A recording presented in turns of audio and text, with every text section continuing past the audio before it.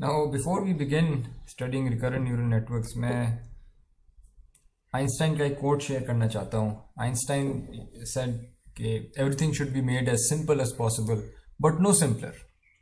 यानी चीज़ों को अगर आप बहुत ज़्यादा सादा करने की कोशिश करेंगे तो हो सकता है आप कॉन्सेप्ट, कोई एक मेन कॉन्सेप्ट, कोई क्रूशल इंसाइट वो मिस करते हैं. तो चीज़ें जितनी मुश्किल हैं उससे ज़्यादा मुश्किल नहीं बनानी चाहिए और उससे कम मुश्किल भी नहीं बनानी चाहिए.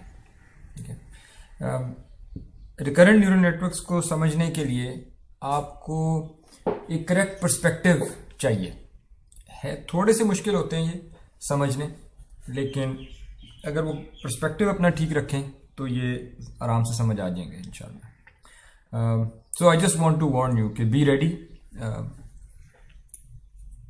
रिकरेंट नेट्स समझने के लिए थोड़ी सी मैथमेटिक्स और थोड़ी सी हिम्मत चाहिए होगी.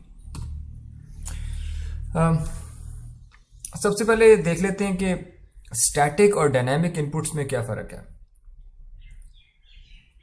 अभी तक कोर्स में जिस किस्म की इनपुट्स हम लेते रहे हैं वो स्टैटिक इनपुट्स थी, वो स्टैटिक सिग्नल्स थे. फॉर एग्जांपल आपने एमनिस्ट के डेटा सेट पे काम किया, आपने फैशन एमनिस्ट के डेटा सेट पे काम किया. इसमें आपकी इनपुट एक इमेज होती थी. इमेज जो है वो ओवर टाइम चेंज नहीं होती या उसमें टाइम की कोई डायमेंशन नहीं है, बस एक स्टैटिक किस्म की चीज़ होती है. उसमें चीज़ें with respect to space change हो रही होती हैं. यानी अगर आप एक्स एक्सिस के अलॉन्ग चलते जाएं और वाई एक्सिस के अलॉन्ग चलते जाएं तो आपको पिक्सल्स के कलर चेंज होते नजर आएंगे. और जो भी किसी इमेज के बारे में आपने आउटपुट करना है, इट जस्ट डिपेंड्स कि वो इमेज में था क्या. यानी जो भी आपकी करंट इनपुट है उसकी बेस पे आपकी आउटपुट निकल आएगी. ये तो हो गए स्टैटिक सिग्नल्स. डायनामिक सिग्नल्स ऐसे होते हैं जिस तरह टेक्स्ट होता है, जिस तरह ऑडियो होती है, जिस तरह वीडियो होती है, या जिस तरह स्टॉक प्राइस होती है. It changes over time. यानी इसमें जो ऑर्डरिंग है चीज़ों की वो विद रिस्पेक्ट टू टाइम है. विद रिस्पेक्ट टू स्पेस भी होती होगी, लेकिन विद रिस्पेक्ट टू टाइम भी चीज़ें चेंज हो रही होती हैं. और इस तरह के सिग्नल्स में जो आउटपुट है आपकी, it depends on the current input as well as past inputs and even future inputs. ठीक है. और इसलिए इस तरह के डेटा को टेम्पोरल या सीक्वेंशियल या टाइम सीरीज डेटा भी कहते हैं. It is changing with respect to time. इसकी एग्जांपल इस तरह से देख लेते हैं. ऐसा करते हैं, इफरान आप मौजूद हैं? Yes sir. इफरान, क्या आप मेरे लिए, आपने ये जो पैराग्राफ लिखा हुआ है ये आपने पढ़ना है ऊंची आवाज में, लेकिन जहां पे ब्लैंक्स हैं उनको आपने फिल करना है. वहां पे क्या लफ्ज आना चाहिए था वो आप बोलें. So can you read this for us? Yes, sir. The Taj Mahal was commissioned by Shah Jahan in 1631 to be built in the memory of Sultana wife Mumtaz Mahal, who died on 17 June that year, giving birth to their 14th child, Gauhara Begum. ठीक है. Construction started in 1632 and the mausoleum was completed in 1643. Okay, the Taj Mahal was Shukriya Ifran. The Taj Mahal was commissioned by Shah Jahan in 1631 to be built in the memory of his wife, who died on 17 June that year. Now,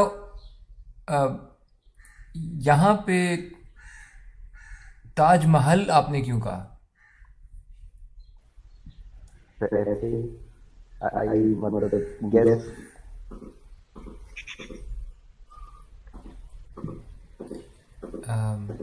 आपको पता है एक ताज hotel भी है, शायद India में ताज hotel भी है एक.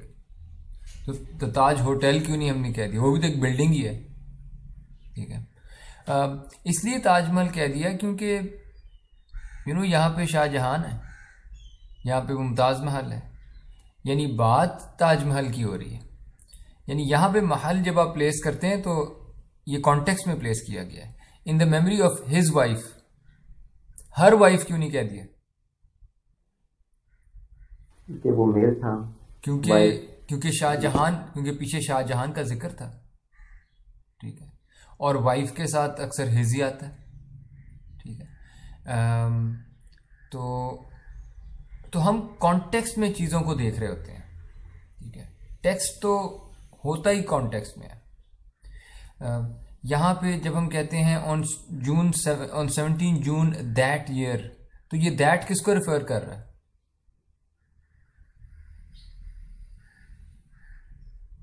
उसकी वाइफ 1631 को, ईयर पहले जिक्र हो गया था, तो this refers to 1631। Giving birth to there, there कौन है? मुमताज महल और शाहजहां दोनों को रिफर कर रहा है, ठीक है। कंस्ट्रक्शन, किसकी कंस्ट्रक्शन? ताजमहल की construction, right. So this referring here.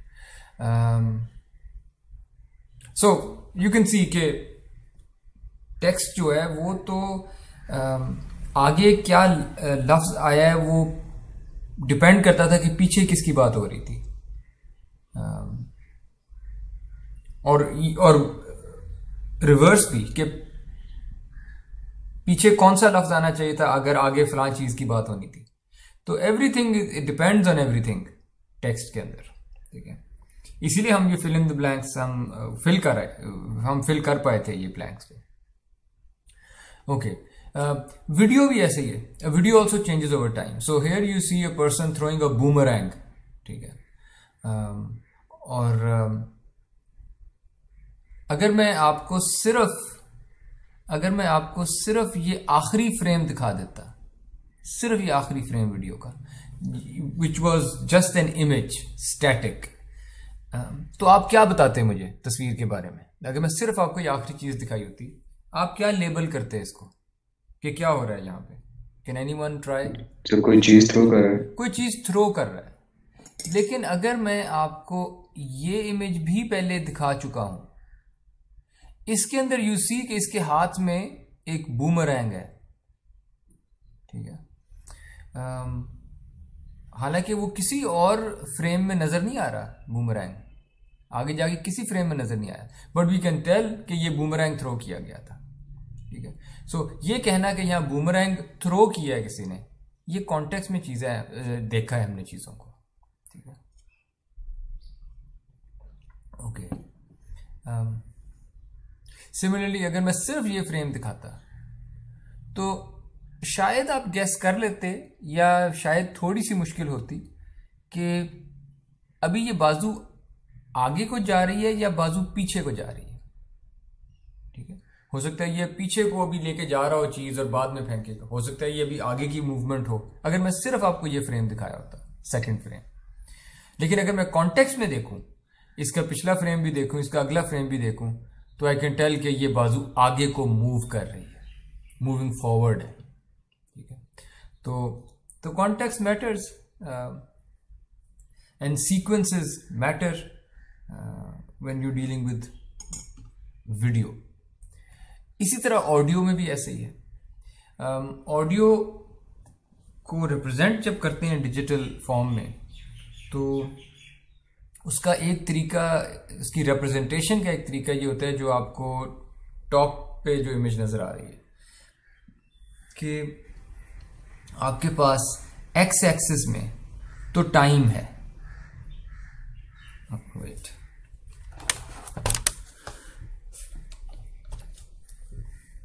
X axis में आपके पास टाइम बढ़ रहा है, और वाई एक्सिस पे आपके पास फ्रीक्वेंसीज है, साउंड की फ्रीक्वेंसीज, ठीक है। और जो हर टाइम इंस्टेंट और फ्रीक्वेंसी के लिए, यानी किसी एक टाइम इंस्टेंस पे तमाम जो फ्रीक्वेंसीज हैं आपके पास 0 हर्ट्ज से लेकर 8000 हर्ट्ज तक, हर फ्रीक्वेंसी का आप कह लें एम्पलीट्यूड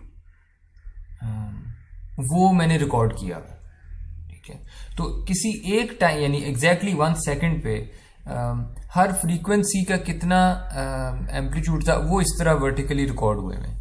जितना वो ज़्यादा फ्रीक्वेंसी है उस वक्त उतना आपको रेडिश नज़र आएगा, जितनी कम फ्रीक्वेंसी है उतना आपको ब्लूइश नज़र आएगा। ठीक है,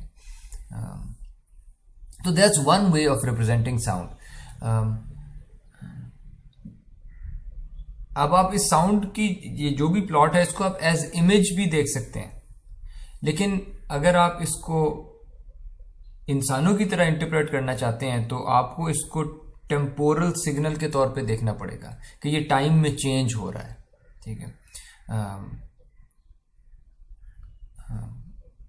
सो दैट्स वन एग्जांपल कि ऑडियो या स्पीच वो भी टाइम डिपेंडेंट होती है। अच्छा, जब हम टाइम सीरीज डेटा की बात करेंगे तो एक इनपुट जिसे हम कह रहे हैं वन इनपुट, सिंगल इनपुट, ये अब सिर्फ एक वेक्टर नहीं होगा, ये सीरीज ऑफ वेक्टर्स होगा। फॉर एग्जाम्पल, अगर मेरी इनपुट एक वीडियो है तो वो वीडियो का मैं एक वेक्टर नहीं बनाऊंगा, उस वीडियो के अंदर पहले फ्रेम का वेक्टर होगा, दूसरे फ्रेम का वेक्टर होगा, एंड सो ऑन, जितने भी फ्रेम्स हैं कैपिटल टी कह दें, तो frame 1, frame 2, all the way down to frame capital T. ठीक है, हर फ्रेम को मैंने एज एक्स सुपरस्क्रिप्ट टी इस तरह से रिप्रेजेंट किया हुआ है। यानी किसी टीएथ टाइम इंस्टेंस पे मेरे पास जो इनपुट का स्टेट है वो है एक्स सुपरस्क्रिप्ट टी। और अब जिसको मैं एक्स कह रहा हूं टाइम टी पे, ये एक डी डिमेंशनल वेक्टर है। ठीक है, और मैं अपने न्यूरल नेटवर्क में इस डी डिमेंशनल वेक्टर को इनपुट कर देता हूं, यानी मेरे न्यूरल नेटवर्क की इनपुट लेयर में कैपिटल डी न्यूरॉन्स हैं, फिर एक हिडन लेयर है, हिडन लेयर में कैपिटल एम न्यूरॉन्स हैं, और फिर मेरे पास आउटपुट लेयर है और आउटपुट लेयर पे कैपिटल के न्यूरॉन्स हैं। और जब मैं यहां पे एक्स प्लेस करता हूं, एच कंप्यूट करता हूं और फाइनली वाई कंप्यूट कर लेता हूं, ये जो भी मैंने काम किया है ये टाइम इंस्टेंस टी के लिए किया है, टाइम इंस्टेंस टी के लिए किया है। ये मेरी इनपुट पूरी नहीं थी, ये मेरी इनपुट का एक हिस्सा था। मैं फर्स्ट टाइम स्टेप पे y1 निकालूंगा, सेकेंड टाइम स्टेप पे y2 निकालूंगा, एंड सो ऑन, आखिरी टाइम स्टेप पे yt निकालूंगा। ये मेरी आउटपुट अब कंप्लीट हुई है पूरी की पूरी। सिमिलरली मेरी जो इनपुट थी पहले टाइम स्टेप पे उसको मैंने 1 कहा, दूसरे टाइम स्टेप पे 2 कहा। Is that clear? ये छोटी सी जंप है कि पहले तो हम सिर्फ किसी एक वेक्टर x के लिए एक आउटपुट y निकाल लेते थे। अब ऐसा नहीं है, अब मेरी पूरी इनपुट जो है कंबाइंड वो ये सीरीज ऑफ वेक्टर्स है, और उन सीरीज ऑफ वेक्टर्स के लिए मैं सीरीज ऑफ आउटपुट्स निकालता हूं। Is that clear?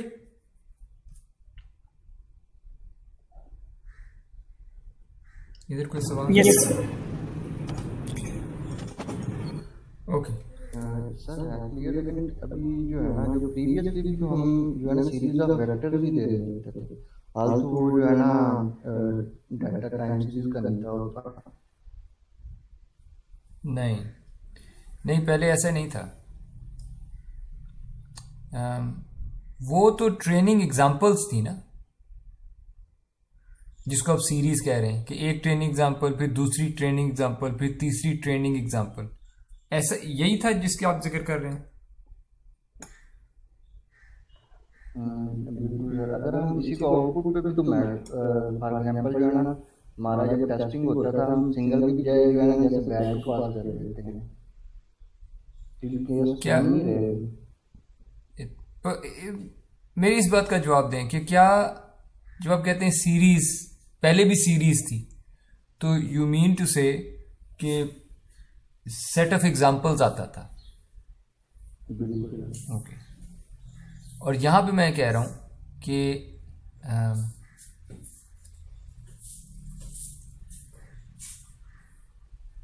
ये एक एग्जांपल है, ये जो ब्लू हाईलाइटेड और पर्पल हाईलाइटेड, ये एक एग्जांपल है, एक एग्जांपल के अंदर सीरीज है।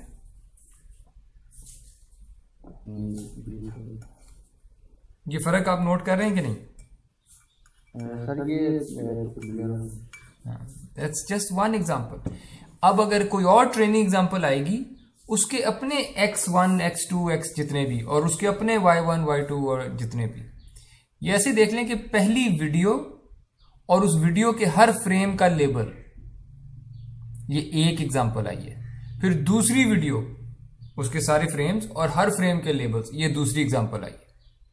Each example is a series of vectors. ठीक है? और किसी भी टाइम इंस्टेंस स्मॉल t पे जो मैं आउटपुट कंप्यूट करता हूं, वो एक फॉरवर्ड प्रोपगेशन है नेटवर्क के थ्रू, जो ये डायग्राम मैंने पूरी बनाई हुई है। और ये नोटेशन बस अब हम कैरी करेंगे। हमारी इनपुट हमेशा मैं डी डिमेंशनल कहूंगा, हिडन लेयर को मैं एम डिमेंशनल कहूंगा, और आउटपुट को मैं के डिमेंशनल कहूंगा। मेरे न्यूरॉन्स इतने हैं, डी न्यूरॉन्स, एम न्यूरॉन्स, के न्यूरॉन्स। पहला एक रिप्रेजेंटेशनल शॉर्टकट देख लेते हैं। अब हम करेंगे ये कि ये जो न्यूरॉन्स हमने इनपुट में अलहदा बनाए हुए थे, x1 x2 xd तक, इन न्यूरॉन्स को मैं एज वेक्टर x ही बस कह दूंगा। ठीक है? कि यहां लेफ्ट साइड पे तो पहले मैंने पूरी लेयर जो है उसके हर न्यूरॉन को अलहदा ड्रॉ किया है। अब मैं एक बॉक्स ड्रॉ कर देता हूं। इस बॉक्स का मतलब है ये सारे न्यूरॉन्स, इनपुट के सारे न्यूरॉन्स x1 से xd तक। ये क्लियर है जी? अब मैं इनको फोल्ड कर दिया, मैंने एक बॉक्स में मैंने पूरा वेक्टर लिख दिया। ठीक है? इसी तरह जो hidden neuron, m hidden neurons थे, उनको भी मैंने कह दिया कि वो वेक्टर h है एट टाइम t। और जो मेरे आउटपुट न्यूरॉन्स थे, उनको भी मैंने कह दिया वो वेक्टर y है एट टाइम t। ठीक है? x की अपनी साइज है, h का अपना साइज है, y का अपना साइज है।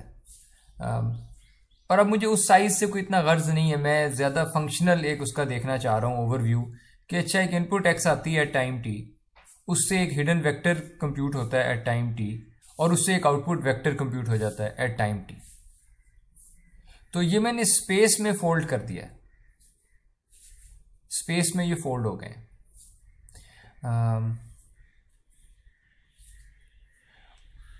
और मैं ये ट्रांसफॉर्मेशन मैट्रिसेस भी ले आया हूं, मैट्रिसेस जो कहते हैं कि x से h में जाने वाले जो वेट्स हैं, देखें ना लेफ्ट साइड पे मैंने ये वेट्स ड्रॉ किए हुए ना,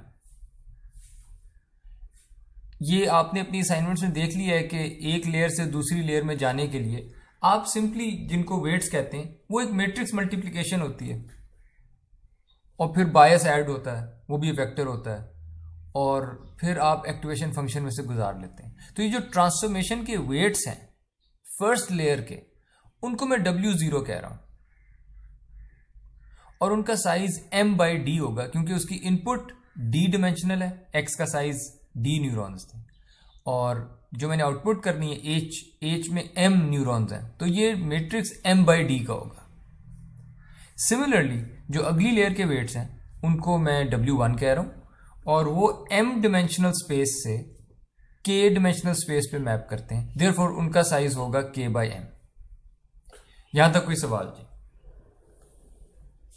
अब मैं फॉरवर्ड प्रोपगेशन को बस इस तरह से देखूंगा, राइट साइड पे जिस तरह से मैंने कहा हुआ कि टाइम t पे xt आएगा, मैं ht कंप्यूट करूंगा, yt कंप्यूट कर लूंगा h से। कोई सवाल, कोई confusion?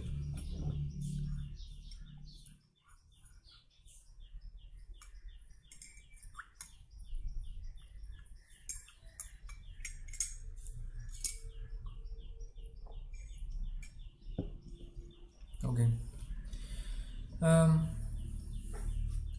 now let's add time, let's add dependency, let's add context। हमने कहा था ना कि डायनामिक सिग्नल्स जो हैं वो टाइम में चेंज होते हैं, लेकिन उनमें एक कॉन्टेक्स्ट भी होता है, उनमें एक डिपेंडेंसी होती है। यानी जब ताज कहा था, द ताज, तो आगे आपने कहा महल, ठीक है। जब हमने कहा था वाइफ, तो उससे पहले आपने लिखा हिज, ठीक है। जब हमने किसी साल का जिक्र किया था, उससे पहले आपने लिखा इन, ठीक है। तो there is a dependency between inputs and outputs as well, from previous times and from subsequent times. तो यहां हम टाइम ऐसे ऐड करते हैं कि टाइम 1 पे जो इनपुट आई थी, लेट्स से हम इंग्लिश के सेंटेंस की बात कर रहे थे, पहला लफ्ज था ही। तो ही जो लफ्ज है, उस लफ्ज को मैंने कन्वर्ट किया होगा कोई numeric vector. Let's leave it for now कि ये न्यूमेरिक वेक्टर कैसे आया होगा, ही के कॉरस्पॉन्डिंग नंबर्स वाला वेक्टर कैसे आया होगा। लेट्स से आ गया है मेरे पास, किसी तरह मैंने डिजाइन कर लिया, ठीक है। ये बाद में देखेंगे कभी। पर this vector x1 corresponds to the word he। इसकी बेस पे h1 कंप्यूट होगा, उसकी बेस पे y1 कंप्यूट हो जाएगा। उसके बाद मेरे पास है अगला वर्ड is, मैंने वो इनपुट किया, उसकी बेस पे h2 कंप्यूट हुआ। लेकिन अब h2 मैं सिर्फ उस वक्त की इनपुट के हिसाब से कंप्यूट नहीं कर रहा। H2 की computation now depends on both the input at time 2 and also hidden neurons की वैल्यू, क्या वैल्यूज थी पिछली दफा।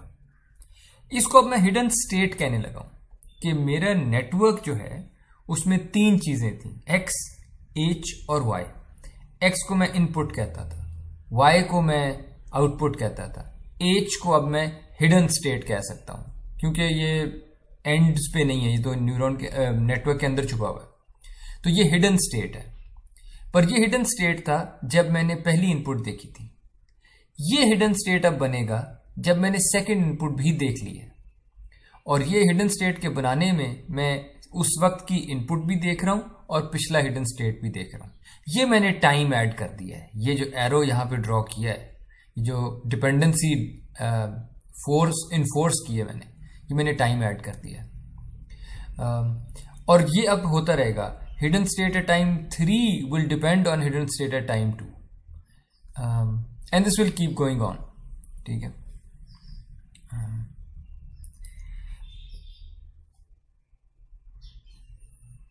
और यहां पे आप नोट कर लें कि जब भी मैं सेंटेंस के एंड पे पहुंचूंगा, आखिरी लफ्ज लेट्स से स्कूल था, तो स्कूल के लिए जो हिडन स्टेट कंप्यूट हुआ होगा वो डिपेंड करता था आखिरी वर्ड पे भी, input at time T, and it depends on ht-1।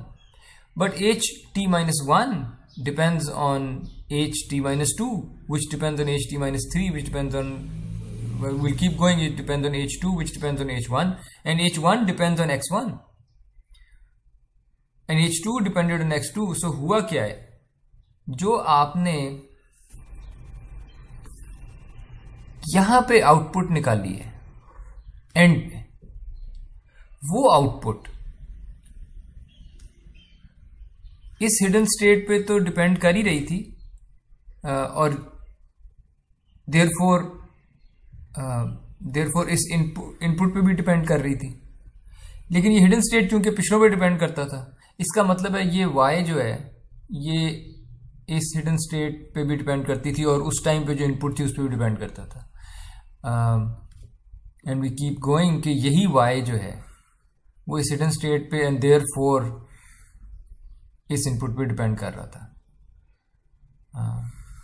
In fact y depends on all previous inputs and all previous hidden states, ठीक है। और यही तो हम चाहते थे जब हम कह रहे थे कि जब हमने इंग्लिश को देखना है या जब हमने वीडियो को देखना है या जब हमने ऑडियो को देखना है तो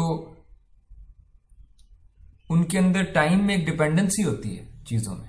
वो डिपेंडेंसी हमने कैप्चर कर ली है जस्ट बाय सेइंग कि hidden state at time t will depend on the previous hidden state, ठीक है। तो ये टाइम डिपेंडेंसी हमने ऐड कर दी। यहां तक कोई सवाल?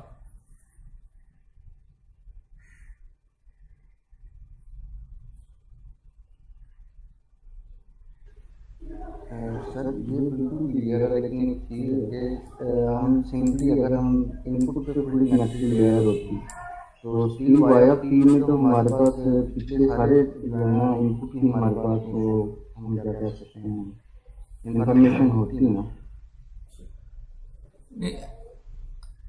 आप किसको किस पे डिपेंड करवाना चाह रहे हैं?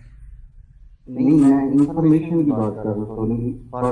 फॉर नाउ जो हमारे पास वाई ऑफ टी में जो है ना ओवरऑल जो यानी कि हमारी इनपुट की भी है साथ में टाइम सीरीज की इंफॉर्मेशन है, जी डिपेंडेंसी की है जी है। फिर मैं कह रहा हूँ अगर सिंपली हमारे पास जो सिंपल पूरी कनेक्टेड होता था उसमें जो वाई ऑफ टी में जो होती थी हमारे पास इसकी डिपेंडेंसी की एक किस्म से होती थी information. For example he is going to school, ठीक है, ही का भी जो एच ऑफ टी के साथ कनेक्टेड होना था, एच टू भी कनेक्टेड होना था, इसी तरह सी उसमें उसकी डिपेंडेंसी की इंफॉर्मेशन तो उसमें भी नहीं होती। नहीं, बिल्कुल नहीं होनी थी, बिल्कुल नहीं होनी थी, क्योंकि जब आप ही यहां पे आपने देखा और x की बेस पे h1 आया, h1 की बेस पे y1 आ गया। अब ये एरो जरा रिमूव कर दें, ठीक है, ये एरो नहीं है। अब जब आपने यहां पे इस डाला तो अगला वेक्टर आया x2, उसकी बेस पे h2 निकला है, उसकी बेस पे y2 निकला है। मुझे बताएं y2 निकालने में x1 का कोई रोल था? यानी ये जो वर्टिकली मैं चीजों को देख रहा हूं ना, ये एक फॉरवर्ड प्रोपगेशन है थ्रू द नेटवर्क। ये मानते हैं आप? और जब मैं किसी एक लफ्ज के लिए फॉरवर्ड प्रोपगेशन की और बिल्कुल उससे सेपरेटली दूसरे लफ्ज के लिए फॉरवर्ड प्रोपगेशन कर दी, बीच में ये कोई एरो नहीं था, कोई डिपेंडेंसी नहीं थी, तो ठीक है, इस का कोई ताल्लुक नहीं होगा कि पहले ही देखा है, पहले फैन आया है, पहले डॉग आया है, पहले क्या लफ्ज आया है। इसने तो इंडिपेंडेंटली अपनी आउटपुट निकाली, स्कूल ने इंडिपेंडेंटली अपनी आउटपुट निकाली होगी।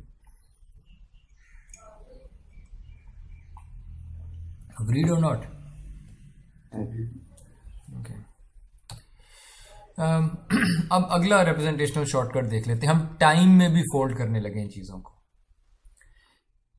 यानी आप देखें कि ये जो जिसको मैं वर्टिकली कह रहा हूं फॉरवर्ड प्रोपगेशन हुई है, ये पहले टाइम स्टेप पे और दूसरे टाइम स्टेप पे और तीसरे टाइम स्टेप पे और आखिरी टाइम स्टेप पे नेटवर्क तो वही है, ये वही नेटवर्क है जिसमें से मैंने एक वेक्टर को गुजारा है और y1 निकाल लिया है।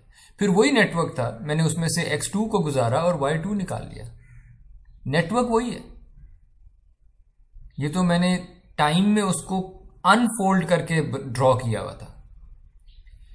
Really what is happening is, and that's a recurrent neural network जो आपके सामने अब बना हुआ है, कि जब आपके पास टाइम t पे, स्मॉल t पे कोई इनपुट वेक्टर आएगा तो आप उसका हिडन स्टेट निकालेंगे based on x and also based on the hidden state at the previous time step. और जब हिडन स्टेट निकल आएगा उसके बाद आप आउटपुट निकाल लेंगे। यानी इसको अगर आप उल्टा खोलना शुरू करें स्टार्टिंग फ्रॉम कैपिटल T अगर आप यहां पे कैपिटल टी से शुरू करें तो आपको एच ऑफ कैपिटल टी निकालने के लिए एक्स ऑफ कैपिटल टी तो चाहिए था, एच ऑफ कैपिटल टी -1 ये भी चाहिए होगा। जब आप ये इसको खोल के लिखना शुरू करेंगे आप दोबारा इस डायग्राम पे आ जाएंगे। यानी इस रिकर्जन को when you open this recursion you get the figure on the left. ठीक है, तो ये मैंने रिकर्सिव तरीके से यहां पे बस लिखा हुआ है। I have folded everything in time. पहले मैंने फोल्डिंग की थी स्पेस में, अब मैंने फोल्डिंग कर दी है टाइम में। ये क्लियर है? Okay. कन्विंसिंग ओके नहीं था ये वैसे आपका। ये यहाँ पे आ जाएगा ना, पिक्चर ज़्यादा क्लियर। अब मेरी जो पिक्चर यहाँ पे आती है क्या हो रहा था। ओके ओके, और किसी का कोई सवाल, कोई कंफ्यूजन जी?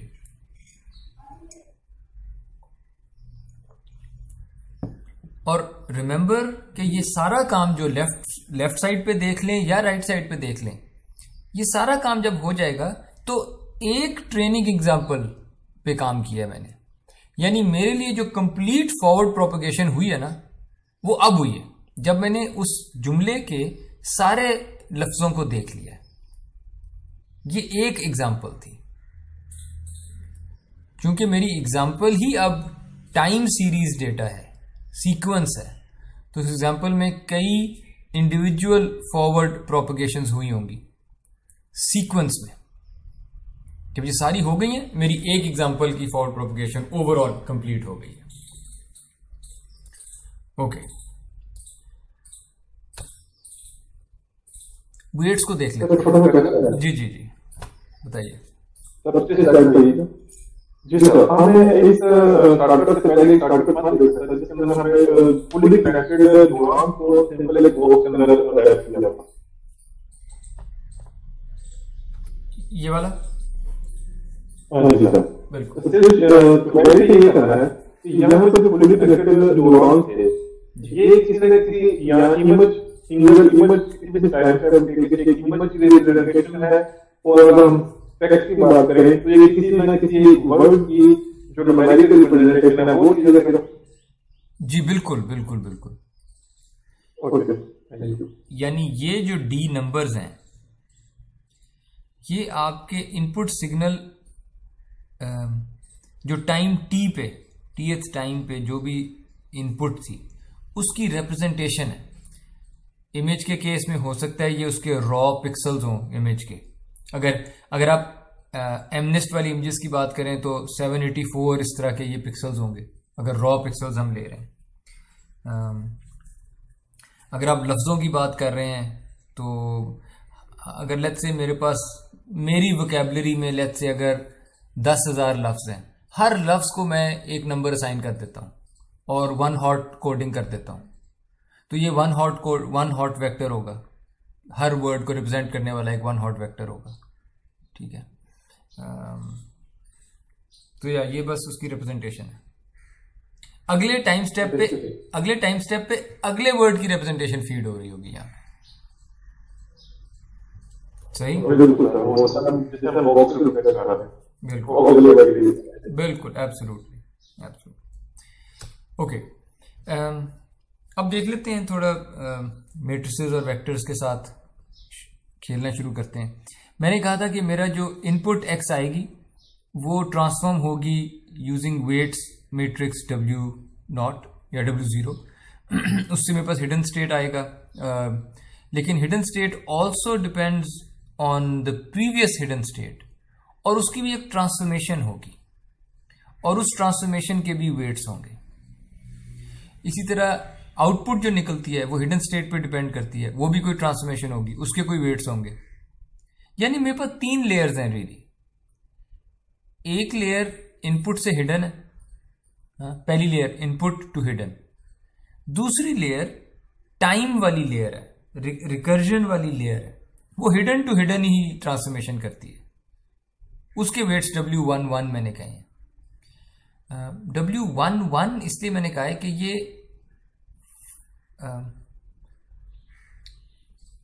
यानी हिडन से हिडन पे ही मैप करता है। ठीक है, and then you have hidden से आउटपुट वाली ट्रांसफॉर्मेशन, वो W1, ठीक है। तो फॉरवर्ड प्रोपगेशन देख लेते हैं होगी कैसे। मेरे पास सबसे पहले xt ये इनपुट आएगी, इस इनपुट को मैं वेट्स के साथ मल्टीप्लाई करूंगा और उसके बाद बायस भी ऐड कर दूंगा, राइट। मैंने तो यहाँ W ड्रॉ किया था, पर हर जगह बायस भी तो है, ठीक है। बल्कि मैं यहाँ, मुझे शायद लिख देना चाहिए था कि बायस भी होगा, ये भी एक वेक्टर होगा, हर न्यूरॉन का बायस। कई न्यूरॉन्स थे यहाँ पे, M न्यूरॉन्स थे एक्चुअली। इसी तरह यहाँ पे भी K न्यूरॉन्स थे, हर न्यूरॉन का बायस B1 कह देते हैं।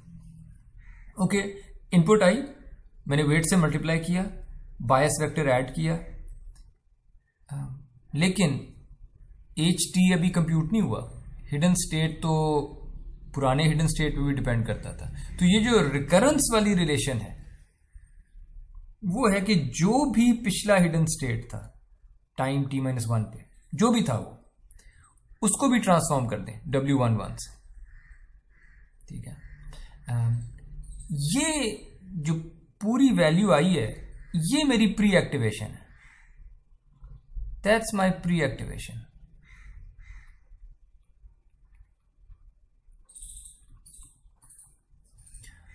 और प्री एक्टिव, और ये वेक्टर होगा, ठीक है, ये वेक्टर होगा m डिमेंशनल,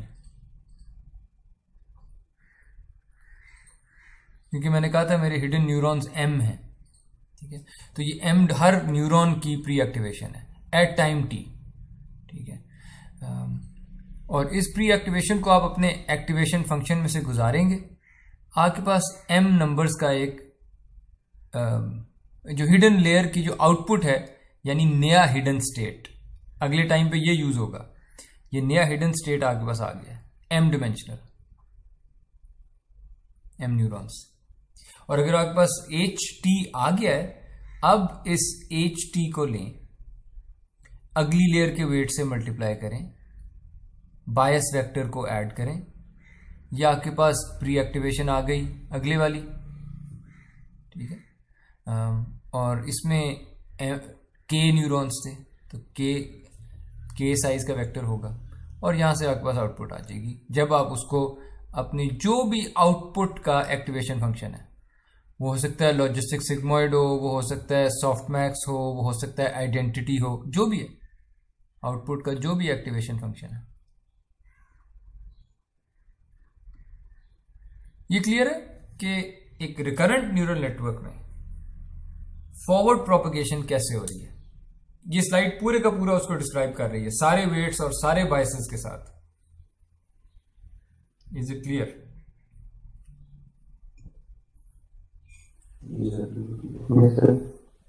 यानी इसके अंदर सिर्फ एक चेंज है, और वो रेड वाला पार्ट था कि फॉरवर्ड प्रोपगेशन में एक रिकरेंस वाला स्टेप भी है। ओके, अब ये जो सीक्वेंसेस होते हैं या टाइम सीरीज डेटा होता है, इनकी मैपिंग्स कई किस्म की हो सकती हैं। For example, one two many mapping हो सकती है कि आपके पास इनपुट में सिर्फ एक वेक्टर आया था। इनपुट में जो मैं कहता ना x1, x2, x3, xt तक, ये जरूरी नहीं है। इनपुट में हो सकता है मैंने सिर्फ एक x दे दिया हो, लेकिन आउटपुट में मुझे टेम्पोरली कनेक्टेड कोई चीज चाहिए। फॉर एग्जाम्पल, मेरे पास एक इमेज आती है, इस इमेज में लियोनेल मेसी है, और मेसी जो है वो एक रियल मैड्रिड के प्लेयर के ऊपर से जंप करके जा रहा है। इसका नाम एक्चुअली मैंने पढ़ा था, ये मार्सेलो है। तो अगर प्रोग्राम ने इस तरह की इमेज को ऑटोमेटिकली कैप्शन देनी है, ये ऐसी है कि कंप्यूटर इमेज को देख के बता रहा है कि इसमें क्या हो रहा है, तो इस चीज को कहते हैं इमेज कैप्शन जनरेशन। अगर आपने इमेजेस की कैप्शंस जनरेट करनी है, तो आपके पास इनपुट में तो बस एक इमेज आएगी, ये कोई टाइम सीरीज डेटा नहीं है। लेकिन जो आउटपुट आपने प्रोड्यूस करनी है वो एक सेंटेंस होगा, और वो टाइम सीरीज डेटा है। और तो उसमें होगा ये कि आप इस इमेज को देखेंगे और प्रोड्यूस करेंगे, सबसे पहले कहेंगे मेसी, देन यू से जंपिंग, देन यू से ओवर, देन यू से मार्सेलो, ठीक है। तो that's a 1 to many mapping कि इनपुट x एक है लेकिन y1, y2, y3 इस तरह के कई प्रोड्यूस हो सकते हैं। Then you can have many to one mappings कि आपके पास इनपुट में तो टाइम सीरीज डेटा है लेकिन आउटपुट में उस पूरे डेटा के लिए एक कोई चीज आपने आउटपुट कर दी है। फॉर एग्जाम्पल सेंटेंसेस की सेंटिमेंट को क्लासिफाई करना है अगर मैंने, फॉर एग्जाम्पल अगर कोई इस तरह का जुमला लिखता है सोशल मीडिया पे, लेट्स किल ऑल, आगे मैंने बस खाली छोड़ दिया, लेट्स किल ऑल, आगे आपने देखे ही होंगे इस तरह के जुमले लोग अगर कहते हैं, दैट्स हेट स्पीच, ठीक है। तो आपने अगर क्लासिफाई करना है कि ये फलां जुमला जो किसी ने यूट्यूब के कमेंट में लिखा है ये हेट स्पीच का जुमला है या नहीं हेट स्पीच का जुमला, अगर फेसबुक इस चीज को मॉनिटर करना चाहे तो वो एक सेंटिमेंट क्लासिफिकेशन का मॉडल होगा उनके पास। तो उसमें that's a many to one mapping. बहुत सारे लफ्ज आ रहे हैं, टाइम सीरीज डेटा इनपुट हुआ है लेकिन output is just one label. You could also have many to many mappings. For example अगर मैं पार्ट्स ऑफ स्पीच टैगिंग करता हूं, parts of speech POS tagging, उसमें आपने बताना होता है कि अगर कोई सेंटेंस आपने डाला है ही इज क्रेजी, तो आप बता सकेंगे ही जो है वो प्रोनाउन है, इज जो है वो वर्ब है, क्रेजी एडजेक्टिव है। तो इसमें इनपुट में भी इनपुट में you had series of inputs और आपने हर एक का लेबल बताना था, हर इनपुट का लेबल बताना था। तो many inputs and many outputs. Then you could have many to many but delayed many to many outputs.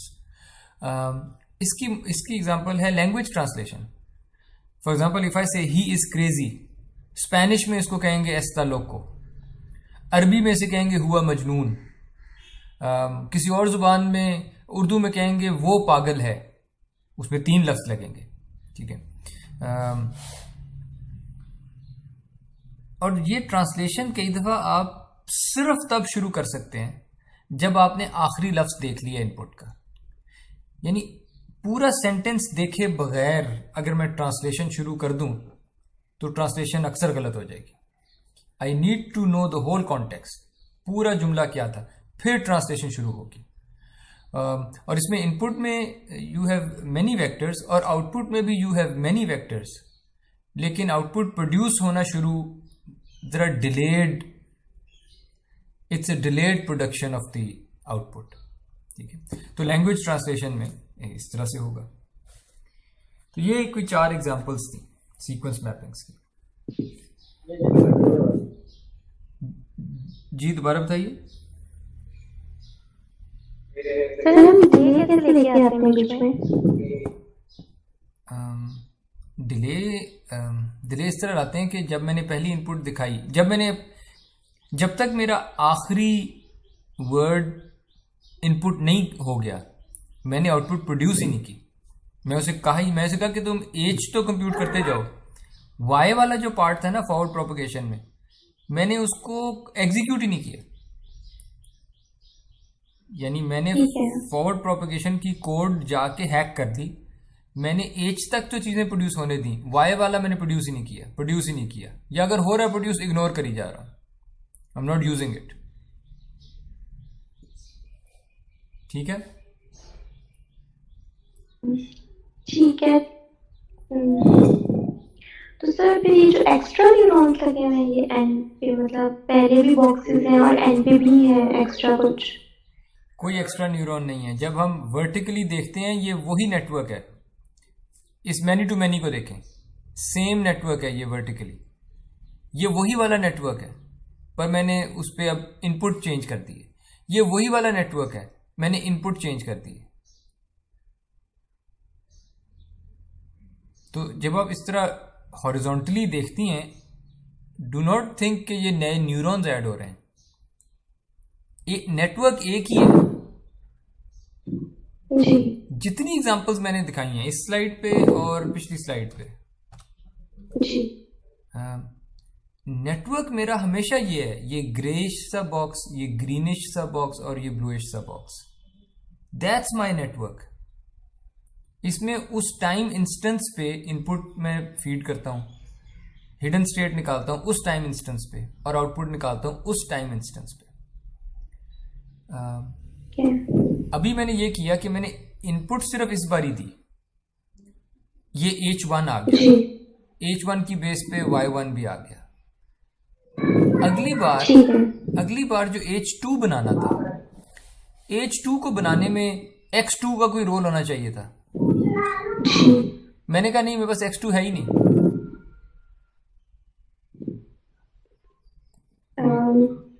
X2 है ही नहीं, आप H1 से बना लें बस। ठीक है, वो ऐड हो रहे थे, हमने उसको छोड़ दिया हिडन स्टेट कंप्यूट करने में। हिडन स्टेट कंप्यूट करने की जो इक्वेशन थी पीछे, जी उसमें ये x का रोल था जहां पे मेरा माउस है। जी मैं कहता हूं मेरे पास x आया ही नहीं, ये है ही कुछ नहीं, बस ये इधर से कंप्यूट कर ले रेड वाले पार्ट से, जस्ट डू दिस। तो I can play all these games कि मेरे पास इनपुट्स नहीं आ रही हिडन स्टेट से, अब आगे चलते जाओ। फिर मेन्यू टू वन में था कि इनपुट्स आ रही हैं लेकिन आउटपुट्स मुझे नहीं चाहिए, इस टाइम पे मैंने आउटपुट कंप्यूट ही नहीं करनी ही नहीं है, एंड पे कंप्यूट करूंगा। सिमिलरली मेन्यू टू मेन्यू में मैं सब कुछ यूज कर रहा हूँ, और मेन्यू टू मेन्यू डिलेड में फिर से मैं आउटपुट यूज ही नहीं कर रहा, और इस टाइम पे इनपुट भी नहीं यूज की, कोई इनपुट तो खत्म हो चुकी है। Okay, so these are some games that you can play with recurrent neural networks to solve different kinds of problems. ठीक है, इमेज कैप्शन जनरेशन कर सकते हैं, सेंटिमेंट क्लासीफाई कर सकते हैं, पार्ट ऑफ स्पीच टैगिंग कर सकते हैं, लैंग्वेज ट्रांसलेशन कर सकते हैं। इनफैक्ट नेचुरल लैंग्वेज प्रोसेसिंग में रिकरेंट मॉडल्स का बहुत बड़ा रोल रहा है, बहुत बड़ा रोल, अभी भी बहुत बड़ा रोल है। थोड़ा सा पिछले 1-2 साल में चेंज हुआ है, लेकिन recurrent models provided a huge benefit to natural language processing tasks. Okay, अच्छा, जब आपके पास सीक्वेंसेस होते हैं, यानी इनपुट जिसको आप एक इनपुट कह रहे हैं वो भी एक सीरीज ऑफ वेक्टर्स है, सीक्वेंस ऑफ वेक्टर्स है, और जिसको उसकी जो आउटपुट है वो भी एक सीक्वेंस ऑफ वेक्टर्स है, एक एग्जांपल का, तो उनमें लॉस फंक्शंस जो है वो लॉस जो है वो उस series of output and target vectors इनके बीच में लॉस होता है। यानी हर टाइम स्टेप पे मैंने क्या आउटपुट्स प्रोड्यूस की और हर टाइम स्टेप पे क्या आउटपुट्स आनी चाहिए थी, इन दो सीरीज ऑफ वेक्टर्स के बीच में लॉस होगा। ठीक है, यानी मैं टाइम स्टेप 1 पे अपना फर्स्ट इनपुट वेक्टर फीड करूंगा, हिडन स्टेट आएगा, आउटपुट वेक्टर निकल आया एट टाइम स्टेप 1। फिर मैंने टाइम स्टेप 2 पे इनपुट फीड की, हिडन स्टेट निकाला रिकरेंट तरीके से भी, और आउटपुट एट टाइम स्टेप 2 निकल आया। सो मैं ये सारी आउटपुट्स ले आता हूं इस एक इनपुट एग्जाम्पल के लिए। अब मैं इस पूरी चीज को एग्जाम्पल कह रहा हूं, x1 से x T तक, इस एक इनपुट एग्जाम्पल के लिए मेरे पास जो सीरीज ऑफ आउटपुट्स निकलनी थी वो निकल आई है, y1 से लेके yt तक, और जो टारगेट्स थे, जो डिजायर्ड आउटपुट्स थी, वो t1 से tt तक थे, टारगेट वेक्टर्स।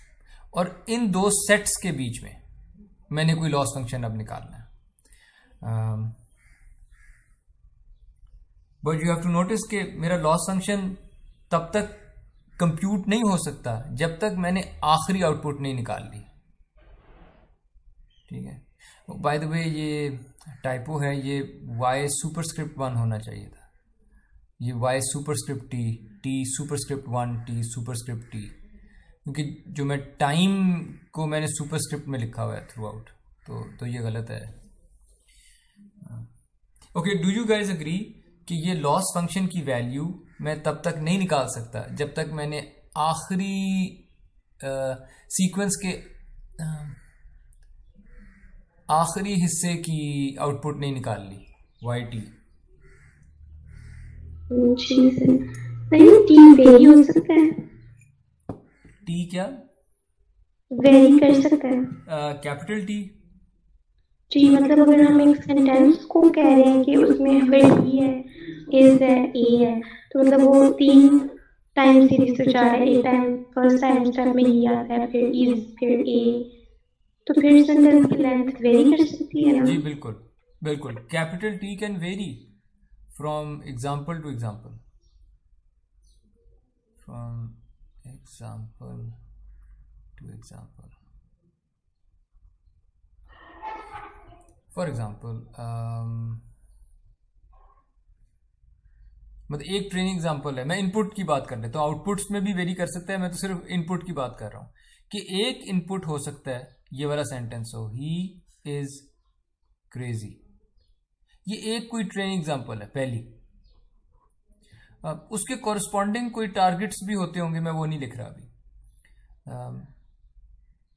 दूसरी training example, he went to school।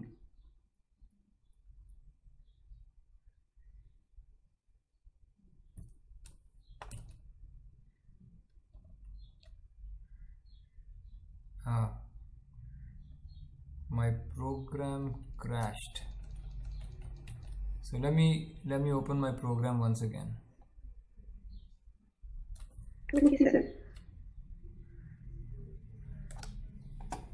Means कि जो भी मैंने किया था वो भी अब ज़ाया हो गया। Would you restore it? Yes, restore. I think restore हो गया। Great. Okay, just give me a second.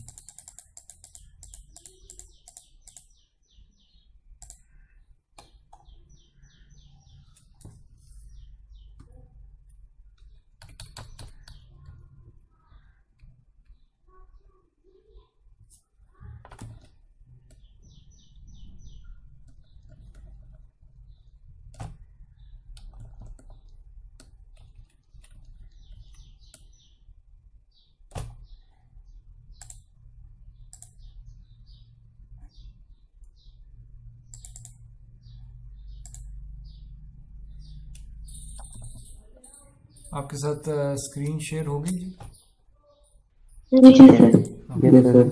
Okay, great. Okay, so अगला जुमला जो अगले जो ट्रेनिंग एग्जांपल है उसके अंदर 4 वर्ड्स हैं।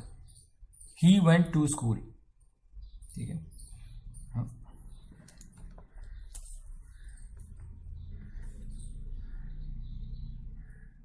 और लेट्स से उर्दू की ट्रांसलेशन कर रहे थे, सो इनपुट में ये, और उर्दू में मैंने कह दिया वो पागल है। इसमें इनपुट में भी कैपिटल टी 3 था और इधर आउटपुट में भी कैपिटल टी, या आउटपुट की भी जो लेंथ है वो 3 है, ठीक है। लेकिन अगली एग्जांपल में इनपुट की लेंथ 4 हो गई है और आउटपुट की लेंथ वो स्कूल गया, आउटपुट की लेंथ 3 हो गई। यानी ये भी पॉसिबल है कि इनपुट और आउटपुट के सीक्वेंसेस की लेंथ फर्क हो। यहां तो मैंने हर टाइम स्टेप पे आउटपुट प्रोड्यूस कर दी, पर यह पॉसिबल है कि इनपुट और आउटपुट की लेंथ फर्क हो, और यह भी पॉसिबल है कि हर ट्रेनिंग एग्जांपल में जो लेंथ है वो फर्क हो, ठीक है। जी। सर, मेरा यहाँ पे क्वेश्चन है। जी बताइए। तो अगर हमारे पास हम ये टी को चेंज करने का ऑप्शन हमारे पास अवेलेबल है, तो एक सेंटेंस बहुत शॉर्ट है, बहुत लेंथी है, फिर हम लॉस को कैसे कंपेयर कर सकते हैं? लॉस को कैसे कंपेयर करेंगे?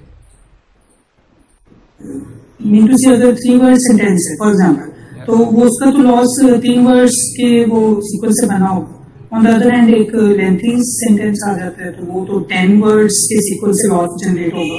हम कंपेयर कैसे कर सकते हैं जी? इसीलिए शायद यहाँ पे डाइवर्जेंस का लफ्ज भी लिखा हुआ है। सो हम शायद इसकी डिटेल में ना जाएं, लेकिन सीक्वेंसेस के लिए लॉस फंक्शंस जो हैं वो जिस तरह के हमने पढ़े हैं उनसे फर्क हो सकते हैं, और इसी वजह से जो आप इशू हाईलाइट कर रहे हैं कि सीक्वेंस की लेंथ अगर लंबी होगी तो लॉस की वैल्यू भी लंबी होने का चांस है, सीक्वेंस की लेंथ छोटी है तो लॉस की वैल्यू छोटी होगी। इन चीज़ों से बचने के लिए सीक्वेंसेस के लिए लॉस फंक्शंस जो हैं वो अक्लमंदी से डिज़ाइन करने चाहिए। सर एक और बात, जी, जब नॉर्मली हम कोई आरएन बेस्ड मॉडल इम्प्लीमेंट करते हैं तो कुछ जगहों पे हम ये करते हैं कि हम अपनी इनपुट को लिमिट कर देते हैं कि जो भी सेंटेंस है एज्यूम करें उसको 100 पे रिस्ट्रिक्ट कर देते हैं। तो क्या ये वैलिड है ये जो स्ट्रेटेजी यूज करते हैं? नहीं, वैलिड तो नहीं, पर हम चोरी वो सेंटेंस करें जो 100 लेस के हैं या उससे कम के हैं, और जो कम है उनको पैड कर दें 100 के, ताकि वो हमारा मॉडल जो है वो चले सही। असल में रिकरेंट मॉडल्स को ना जरूरत नहीं है कि आप इस तरह पैडिंग करें टाइम में। जितना भी है उतने टाइम स्टेप वो जो रिकरेंस वाली रिलेशन है ना वो कहती है कि जितनी दफा चलना है मैं चल जाऊंगा। अगर लेंथ 3 तक जाना है मैं लेंथ 3 तक चला जाऊंगा, बस मुझे लेंथ 2 का आंसर, टाइम 2 का आंसर दे दो। अगर लेंथ से उसकी लेंथ है 70 वर्ड्स, तो 70th वर्ड क्या चाहता है? एज 70 कैसे कंप्यूट होगा? हिडन स्टेट एट टाइम 70 ये कैसे कंप्यूट होगा? इसको एज 69 चाहिए होगा ना, और उसको एज 68 चाहिए होगा, उसे एज 67 चाहिए होगा। यानी जहां तक भी लेंथ जाती है मेरे पास मैकेनिज्म मौजूद है ये रिकरेंस वाला। जहां तक भी लेंथ जाती है मैं सारी चीजें कंप्यूट कर सकता हूं, जितनी भी आपको आउटपुट्स चाहिए मैं प्रोड्यूस कर सकता हूं आप उसी एक मॉडल से। यानी असल में मॉडल तो अगेन मैं वही एम्फसाइज करना चाह रहा हूं कि मॉडल सिर्फ ये था एक्स, एच और वाई, ये वो नेटवर्क था। बस वो नेटवर्क मैंने बार बार कॉल किया है, बस कितनी दफा कॉल करना है ये तो अब इनपुट की लेंथ पे या आउटपुट की लेंथ पे डिपेंड करता है। नेटवर्क तो वही है, बार बार उसी को कॉल करी जा रहा हूं, उसी में फॉरवर्ड प्रोपेगेशन करी जा रहा हूं, वो मेरी मर्जी कितनी दफा करनी। यानी आपके न्यूरॉन्स या आपकी न्यूरॉन्स नहीं बढ़ रहे आपके कि जी जीरो पैडिंग करनी पड़ गई है या कुछ काटना पड़ गया। न्यूरॉन्स उतने ही हैं, वो मॉडल एक ही है, उसको मैं बार बार कॉल किए जा रहा हूं, और हर कॉल पे जो आंसर निकलना है वो पिछले स्टेट पे डिपेंड करता था। यानी ये नेचुरली रिकरेंट नेटवर्क जो हैं ये नेचुरली वेरिएबल साइज्ड इनपुट्स को हैंडल कर लेते हैं। कुछ क्लियर हुआ ये बात या कंफ्यूजन बढ़ गई? जी सर, ओके, आगे चलते हैं।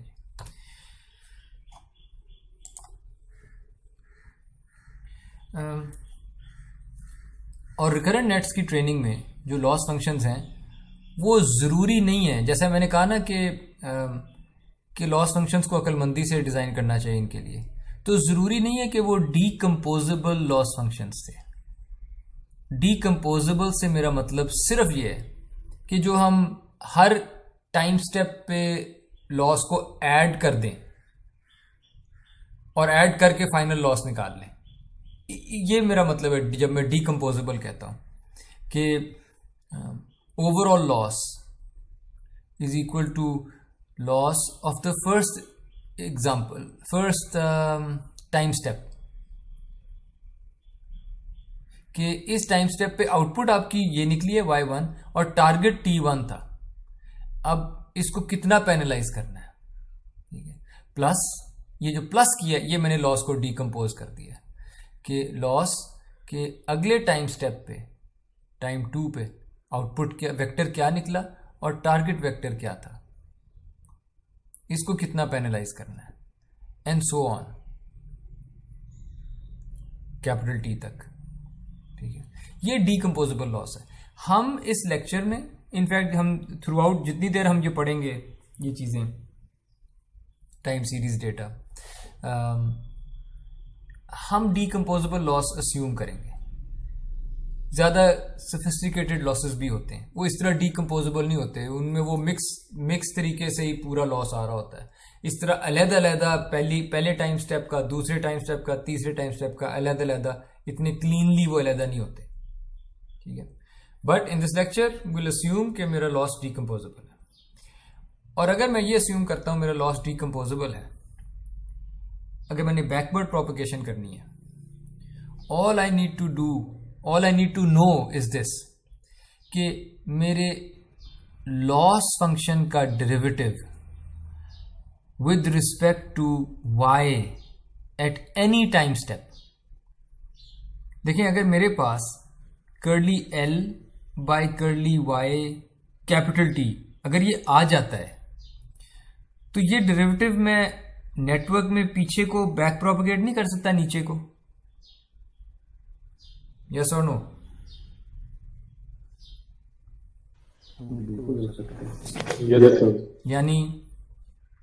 यानी जिसको आप डेल्टा के कहते थे वो असल में curly L by curly A के होता था, ठीक है। और वो तो ऐसे नहीं निकल सकता curly L by curly Y K into curly Y K by curly A K. तो बैकवर्ड प्रोपगेशन असल में तो इसकी बेस पे शुरू होनी है। ये तो आउटपुट फंक्शन, ये तो एक्टिवेशन फंक्शन का डेरिवेटिव नहीं है, y का जो भी एक्टिवेशन फंक्शन था ये तो उसका डेरिवेटिव है विद रिस्पेक्ट टू, ये जिस तरह हमने लॉजिस्टिक सिग्मॉइड का डेरिवेटिव देखा था, sigma into 1 minus sigma, soft max का देखा था, रीलू का देखा था, सबका देखा था। तो ये सेकंड पार्ट जो है ये तो बड़ा आसान है, ये तो हमने देख लिए हैं। ये है कि मैंने लॉस कैसे डिफाइन किया था और उसका क्या डेरिवेटिव है विद रिस्पेक्ट टू वाई के, ठीक है। तो ये मैं कहना चाह रहा हूं कि अगर मेरे पास curly L by curly y है at any time step t, तो जब मेरे पास curly L by curly y capital T time पे था तो मैं डेल्टा के कंप्यूट कर लूंगा। और अगर डेल्टा आगे फॉरवर्ड बैक प्रॉप आपको आती है, डेल्टा से डेल्टा जे कैसे निकलेंगे और फाइनली वेट्स कैसे अपडेट होंगे। लेकिन ये मुझे हर टाइम स्टेप पे चाहिए, curly L by curly Y at capital T, curly L by curly Y at capital T minus 1, curly L by curly Y at time step 2, curly L by curly Y at time step 1।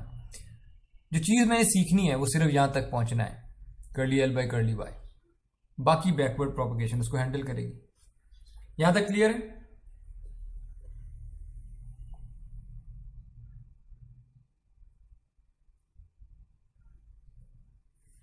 Ji sir, बिल्कुल। Okay. अब मैंने तो बड़े आराम से कह दिया कि बैक प्रॉप इसको हैंडल करेगी, कि जो डेरिवेटिव है वो इस तरह नीचे को जाएगा। वेल, नीचे को तो जाएगा डेरिवेटिव, पर look at this H T, ये कैसे कंप्यूट हुआ है? इसके बनाने में एक्स का रोल भी था और इसके बनाने में प्रीवियस हिडन स्टेट का रोल भी था। यानी जो डेरिवेटिव है वो इस तरह नीचे को भी जाएगा। Derivative will also go back through time, क्योंकि ये पिछले टाइम स्टेप पे एच टी माइनस 1 आया था। तो the derivative is going to back propagate through time, या the error is going to back propagate through time, ठीक है। तो रिकरेंट नेटवर्क्स में जो बैक प्रोपगेशन है इसको कहते हैं बैक प्रोपगेशन थ्रू टाइम, ठीक है। और इसमें बस अब मैं डायग्राम बस उस तरह से ड्रॉ करने लगा हूं जिससे हमें डिपेंडेंसीज जरा क्लियर हो जाए। जरा मेरे साथ रहिएगा इस पे। अब मेरे पास इनपुट आई एट टाइम स्टेप 1, मैंने उसको इनपुट के जो वेट्स थे उसको मैं WI यहां पे लिखा हुआ है, बहुत हल्का लिखा हुआ है, may be you guys can see it. जो इनपुट लेयर के वेट्स थे WI, उनसे मल्टीप्लाई किया, बायस ऐड किया, प्री एक्टिवेशन आ गई।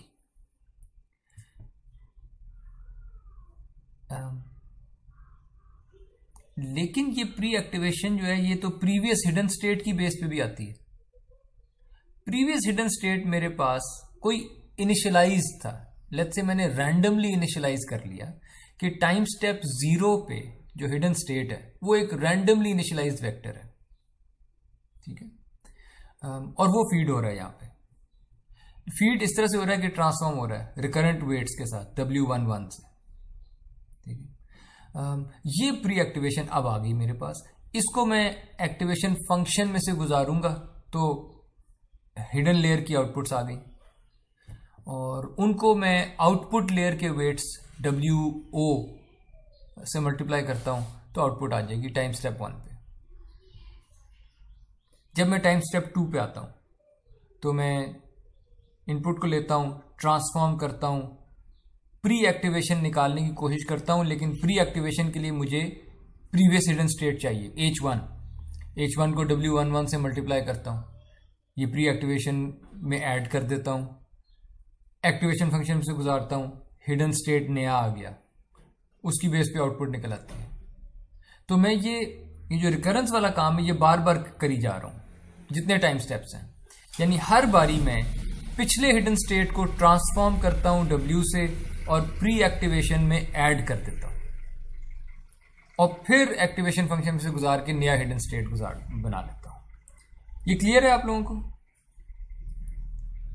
जी सर। किसी को कोई कंफ्यूजन तो नहीं है इस पे? एनीवन?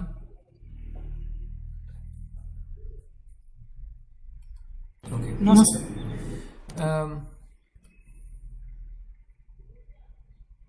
अच्छा, अब इन्हीं की इक्वेशंस भी मैं दिखा देता हूं कि ये हुआ क्या। यही प्रोसेस बस इक्वेशन में इनपुट आई, और मैं आखिरी टाइम स्टेप की बात कर रहा हूं इस वक्त, आखिरी टाइम स्टेप की, कैपिटल टी। जब वो कैपिटल टी टाइम पे थे आखिरी वर्ड पे, तो या आखिरी इनपुट पे, तो you had your input xt, you transformed it using Wi, you added the bias vector Bi, you added the transformation of the previous hidden state Ht-1 transformed via W11। ये तीन चीजें add करके you had pre-activation at time t। You passed your pre-activation at time t through the activation function, let's say tan h था। You had your hidden state at time t, you transformed your hidden state at time t using WO, you added the bias values, and you had your output vector at time t। अब अगर आप ये कहते हैं कि मैंने तो सिर्फ टाइम t पे बता दिए आउटपुट, लेकिन जब मैं ये रेड रिकर्जन को खोलूंगा तो रियली मैंने सब कुछ ही बता दिया कि जो YT प्रोड्यूस हो रहा है यहाँ पे, इसको प्रोड्यूस करने के लिए मुझे AT चाहिए था, और AT के लिए मुझे HT-1 चाहिए था। ये HT-1 कैसे आया था? ये फिर से अपनी इस तरह की इक्वेशन से आया था। ये रिकर्जन फिर पूरे बिगिनिंग फर्स्ट वर्ड तक, फर्स्ट इनपुट तक जाएगी। So that's the recurrence. Okay. Now you might notice कि if you're not careful, तो recurrent neural networks की जो notation है वो काफी messy हो सकती है, क्योंकि आपके पास पहले input examples तो थे, अब हर example के अंदर time भी आ गया, और time भी recurrence वाले तरीके से आ गया। तो notation can become cluttered very quickly. So अब हम थोड़ी सी नोटेशनल क्लैरिटी लाएंगे, और हम ये कहेंगे कि जब भी आप किसी लेयर L की बात कर रहे हैं,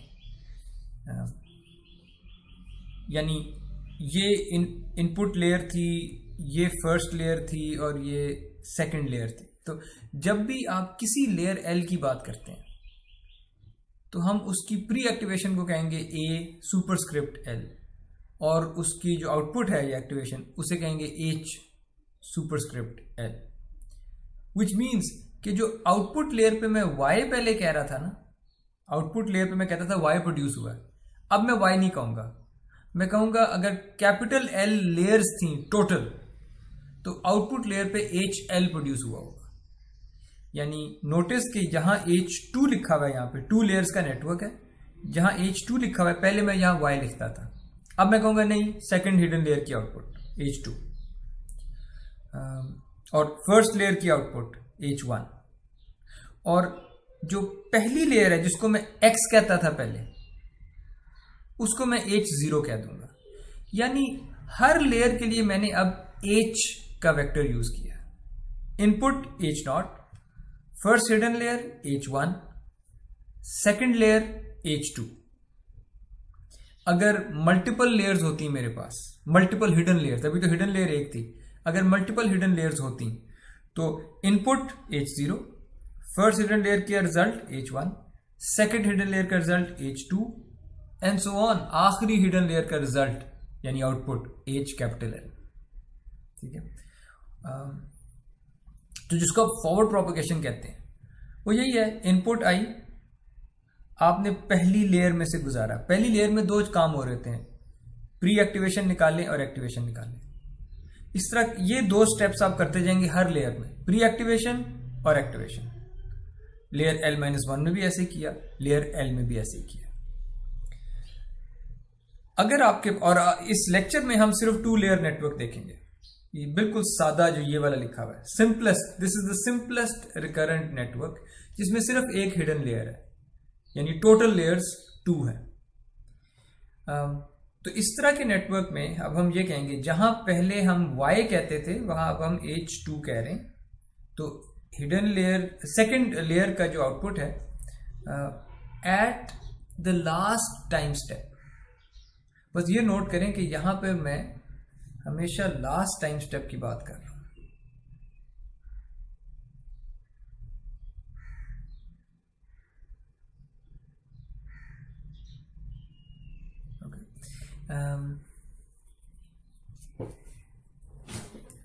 ओके, तो आउटपुट H2 निकालने के लिए मुझे प्री एक्टिवेशन चाहिए उसी टाइम स्टेप पे, कैपिटल T पे, और उसको मैं जो भी मेरा आउटपुट का एक्टिवेशन फंक्शन है F, उसमें से गुजार दूंगा। प्री एक्टिवेशन कैसे आई होगी? प्री एक्टिवेशन आई होगी, हिडन स्टेट को ट्रांसफॉर्म किया होगा, बायस ऐड किया होगा। हिडन स्टेट कैसे आया होगा? हिडन स्टेट अपने एक्टिवेशन फंक्शन में से गुजर के आया होगा और उसको फीड किया हुआ होगा अपनी प्री एक्टिवेशन। अपनी प्री एक्टिवेशन कैसे आई होगी? अपनी प्री एक्टिवेशन आई होगी, इनपुट H0 है ना, तो ये इनपुट था, तो इनपुट एट टाइम T, उसको ट्रांसफॉर्म किया, बायस ऐड किया, और फिर ये पिछला हिडन स्टेट जो ट्रांसफॉर्म किया वो भी ऐड करते हैं। यहां पे रिकरेंस आ गई है, ये अब मुझे टाइम में पीछे ले जाएगी। मैं तो कैपिटल T से स्टार्ट किया था, लेकिन इसके लिए मुझे पिछले टाइम का हिडन स्टेट चाहिए और ये मुझे टाइम में पीछे लेती जाएगी। यहां तक कोई सवाल? मैंने X और Y अब खत्म कर दिए। X H0 है और हर लेयर की जो आउटपुट है वो HL है, आखिरी लेयर की आउटपुट H कैपिटल L है। कोई सवाल? No sir. ओके, तो इस नोटेशन के साथ नोटिस कि मैंने हर अपने X को इस तरह से लिख दिया। ये H0 था टाइम 1 पे, ये X था H0 टाइम 2 पे, ये टाइम T-1 पे जो इनपुट थी ये वो है H0। आखिरी जो टाइम स्टेप पे इनपुट थी वो ये है H0 एट कैपिटल T। और आगे नोट करें, या पहले कॉलम में ब्रैकेट्स में हमेशा 1 है, बिकॉज ये टाइम स्टेप 1 की बात हो रही है। अगली दफा ब्रैकेट्स में हमेशा 2 है, टाइम स्टेप 2 की बात हो रही है। ठीक है, और हमेशा वही हो रहा है, प्री एक्टिवेशन और फिर एक्टिवेशन या आउटपुट, प्री एक्टिवेशन और फिर एक्टिवेशन। और सारे वेट्स भी लिखे हुए हैं। H0 से A1 पे आप W0 की बेस पे आते हैं और हिडन स्टेट को आप W11 से मल्टीप्लाई करते हैं, और आउटपुट जब प्रोड्यूस करनी है तो W1 से मल्टीप्लाई करते हैं, तो वो तीनों वेट मैट्रिसेस भी सामने पड़े। अगर हमने रिकरेंट न्यूरल नेटवर्क्स में बैक प्रोपगेशन करनी है तो ये बैक प्रोपगेशन थ्रू टाइम जो करनी है, इसमें हमें 5 डेरिवेटिव्स चाहिए होंगे। क्यों 5 डेरिवेटिव्स क्यों चाहिए होंगे? ये क्यों मैंने कहा कि 5 डेरिवेटिव्स चाहिए? मेरे लर्नेबल पैरामीटर्स कितने हैं इस नेटवर्क में, या लर्नेबल पैरामीटर्स कितने हैं इन इक्वेशंस में जो सबसे नीचे इक्वेशंस लिखी हुई हैं, इनमें लर्नेबल पैरामीटर्स कौन कौन से हैं?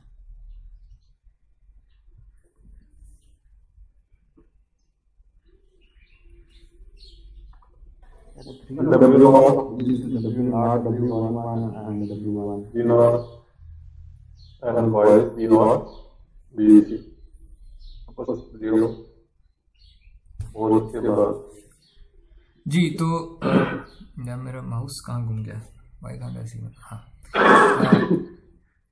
एक ये है W0, एक ये रिकरेंस वाला है W11, एक ये बायस वेक्टर है B0, इसी तरह बायस वेक्टर है माय माउस, हाँ एक बायस वेक्टर है लेयर 1 का, और इसी तरह वेट्स हैं लेयर 1 के, राइट। तो ये 5 हैं पैरामीटर्स। तो अगर मैंने मशीन लर्निंग करनी है तो मुझे अपने लर्नेबल पैरामीटर्स के हिसाब से डेरिवेटिव्स चाहिए होंगे। 5 पैरामीटर्स हैं, पैरामीटर्स अगर बहुत ज़्यादा होंगे पर मैट्रिसेस और वेक्टर्स जो हैं वो 5 हैं, और इनके हिसाब से मुझे डेरिवेटिव्स चाहिए। तो आप वहाँ पे नोट कर लीजिएगा कि जब मैंने 5 डेरिवेटिव यहाँ पे लिखे हैं तो वो डेरिवेटिव्स, सबसे पहला डेरिवेटिव है लॉस फंक्शन का with respect to W1 with respect to bias of the first layer, with respect to recurrence layer के जो वेट्स हैं, with respect to output layer के जो, इनफैक्ट सॉरी आउटपुट लेयर के W1 और B1 थे, recurrence का W11 था, और जो पहली लेयर थी उसको W0 और B0 उसके वेट्स और बायस थे। तो ये 5 डेरिवेटिव्स चाहिए होंगे। इन डेरिवेटिव्स के साइजेस देख लेते हैं। W1 का क्या साइज था? W1 कर क्या रहा था?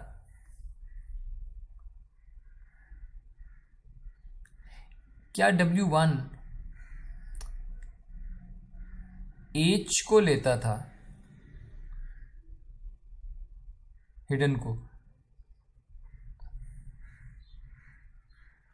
और क्या इससे ये Y नहीं बना देता था?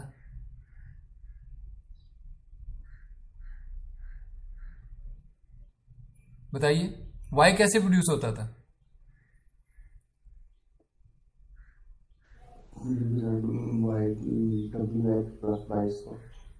है ना, और उसको एक्टिवेशन फंक्शन में से गुजारते थे।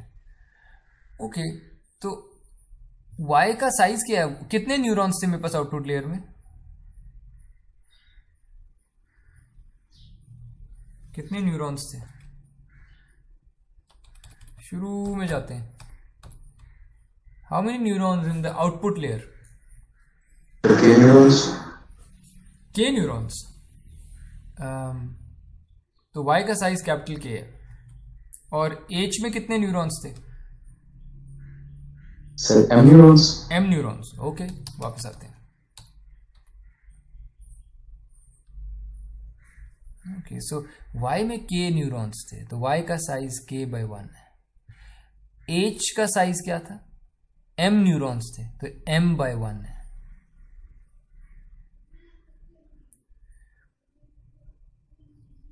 W का साइज क्या होना जरूरी है, कंपल्सरी हो गया। अब W का साइज क्या होगा? W1 का size M/K। Nope,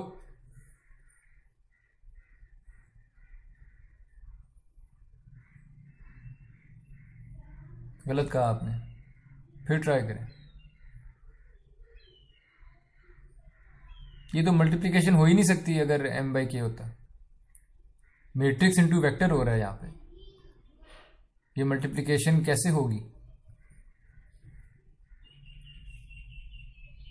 K by M होगा। K by M। इसके m कॉलम्स होंगे तो इसकी m रोज से ये मल्टीप्लाई हो सकेगा। तो this has to be m columns और it has to be k rows, क्योंकि जो आंसर आपको चाहिए उसमें k रोज है। y जो है वो k/1 है, इसका मतलब है कि w के अंदर k रोज होंगी necessarily, it can't be any other way. ठीक है, ओके, सो W1 का जो साइज है वो k/m है। यहां जो मैंने डेरिवेटिव लिखा है लॉस फंक्शन का derivative, loss function L scalar है, so scalar value just one number. जब आप इसका डेरिवेटिव निकालते हैं स्केलर का with respect to a matrix, हमने मैट्रिक्स एंड वेक्टर कैलकुलस आपने अपनी रेसिटेशंस में पढ़ी थी। अब मुझे याद नहीं है रेसिटेशन नंबर कौन सा था वो, लेकिन आपने ये पढ़ी हुई है मैट्रिक्स और वेक्टर कैलकुलस, और उसमें आपने देखा होगा कि जब हम स्केलर का derivative with respect to a matrix करते हैं तो जो आंसर आता है वो मैट्रिक्स का जो साइज था ना उसके ट्रांसपोज वाला साइज होता है। यानी अगर मैट्रिक्स k/m का है तो डेरिवेटिव या डेरिवेटिव m/k होगा। ठीक है, w अगर k/m था, डेरिवेटिव m/k होगा। ठीक है, और उसकी वजह ये थी, इनफैक्ट ये मैंने मैट्रिक्स और वेक्टर कैलकुलस का जो बैकग्राउंड रिक्वायर्ड है वो सारा यहां पे लिख दिया। नाउ नोटिस कि जब हम इसको जरा केयरफुली फॉलो करें जो मैं कहने लगा हूं, जब हम स्केलर वैल्यू y एक स्केलर वैल्यू है उसका डेरिवेटिव किसी वेक्टर से लेते हैं x के हिसाब से, तो हम उसको ऐसे लिखते हैं y का डेरिवेटिव x1 के हिसाब से, y का डेरिवेटिव x के सेकंड एलिमेंट के हिसाब से, y का डेरिवेटिव x के आखिरी एलिमेंट के हिसाब से, और इसको रो वेक्टर के तौर पे लिखते हैं। यानी इसका जो आंसर है उसका साइज 1/d होता है। जब हम वेक्टर को डिफरेंशिएट करते हैं स्केलर से तो वो वेक्टर की शक्ल में ही आता है। यानी वेक्टर का साइज अगर लेट्स से k था तो ये k/1 होगा इसका आंसर।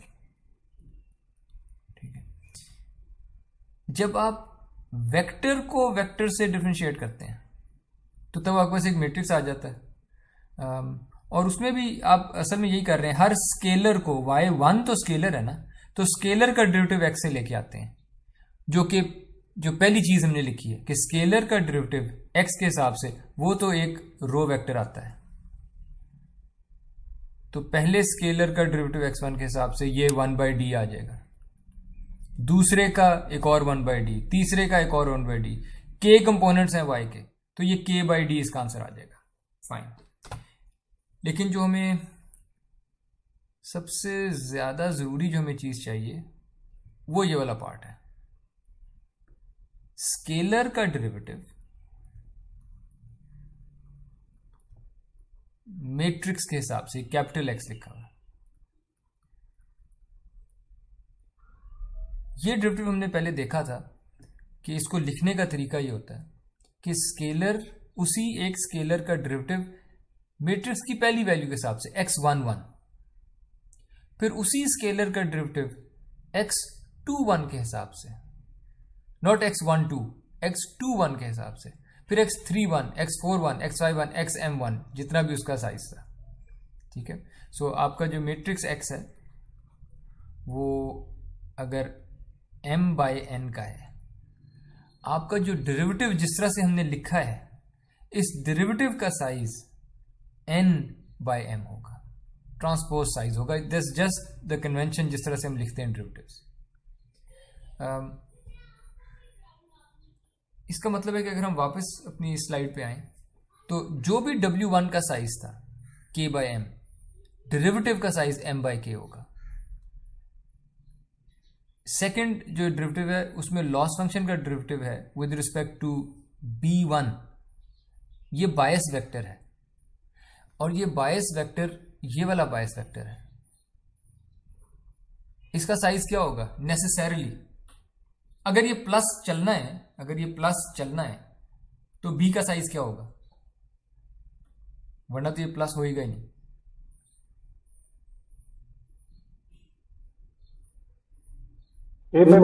k बाय 1, क्योंकि W से मल्टीप्लाई होने के बाद k नंबर्स निकले होंगे। So k by 1, capital K by 1। Okay, so ये स्केलर का डेरिवेटिव है, सेकंड जो लिखा हुआ है, स्केलर का derivative with respect to a vector, और उसमें k वैल्यूज थी, तो जो डेरिवेटिव होगा वो 1/k आएगा। रो वेक्टर हमने कहा था ना, स्केलर का वेक्टर से करें तो रो वेक्टर आता है 1/k। W11 कौन सा मैट्रिक्स है? ये प्रीवियस हिडन स्टेट को मल्टीप्लाई करता है।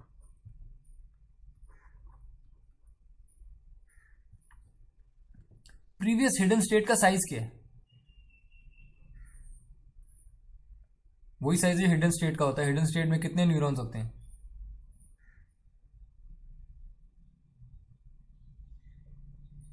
तो ये तो m/1 होगा।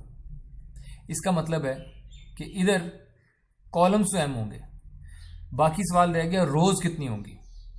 ओके, तो पीछे से इक्वेशन लेके आते हैं।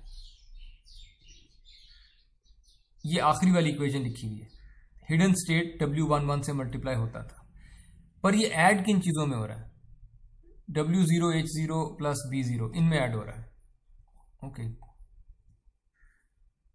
Plus B0 plus W0 H0 at time t। ये क्या है? ये इनपुट नहीं है। H0 तो इनपुट होती है, और इनपुट का साइज तो D न्यूरॉन्स में कह रहा था, D/1 जो भी इनपुट का साइज है, और ये हिडन लेयर पे मैप करता है। इसका मतलब है कि ये D कॉलम्स होंगे, और M न्यूरॉन्स है ना, हिडन M न्यूरॉन्स, तो इसमें रोज M होंगी। अगर इसमें रोज M है तो ये पूरा आंसर m/1 आएगा। इसका मतलब है कि अगर ये प्लस ने चलना है तो ये आंसर जो आना चाहिए ये m/1 आना चाहिए।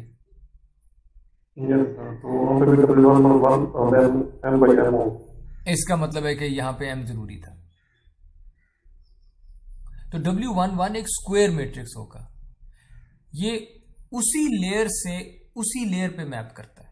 m न्यूरॉन्स m नंबर्स को m नंबर्स पे मैप करता है, तभी तो रिकरेंस चलती है। अगर ये साइज चेंज हो जाता तो ये तो कोई और लेयर पे मैप हो जाता था। ये उसी लेयर पिछले टाइम पे जो स्टेट था उसको अगले टाइम पे मैप कर देती है। न्यूरॉन्स उतने ही रहते हैं। तो ये स्क्वायर मैट्रिक्स है।